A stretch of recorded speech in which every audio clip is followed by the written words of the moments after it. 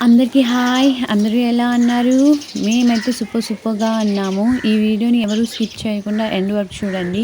ఎందుకంటే ఈ video each and every పర్సన్‌కి యూజ్ అయితుంది. నార్మల్‌గా మనం రైస్‌ని స్టోర్ చేసుకోవాలి అంటే పురుగులు పడతాయని భయపడుతూ ఉంటారు. ఎస్పెషల్లీ బ్రిక్ వార్మ్స్ మనం ఎక్కువ గమనిస్తూ ఉంటాము.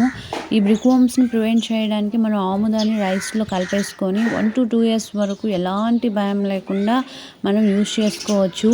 ఈ ఆముదం అనేది మనకి యాంటీబయాటిక్‌గా యూజ్ అవుతుంది ఇక్కడ. అందువల్లనే మనకు పురుగులు రాకుండా ప్రివెంట్ చేస్తుంది. సో, ఇంకోటి ఏంటంటే ఈ ఆముదాన్ని కలపడం వల్ల జిడ్డుగా ఉంటుందని అనుకుంటూ ఉంటారు. సో, అది ఏమీ ఉండదు. నార్మల్‌గా మనం రైస్‌ని బాగా కడిగేసుకున్నట్లే దీన్ని 3 టైమ్స్ కడిగేసుకున్నాం అనుకుని నార్మల్‌గానే వచ్చేస్తుంది. అలాంటి భయం ఏమీ అవసరం లేదు. యాక్చువల్లీ మేము మా ఇంట్లో అయితే 50 కేజీస్ ఆఫ్ రైస్ బ్యాగ్‌కి 1/2 లీటర్ ఆముదాన్ని కలుపుకుంటాము.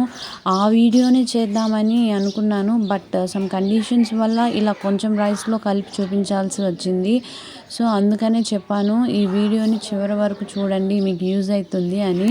చూడండి, ఇక్కడ నేను కలిపి చూపిస్తున్నాను కదా, ఎలాంటి జిడ్డు లేకపోవడం మీరు గమనించాలి ఇక్కడ. సో, అందుకనే చెప్పాను.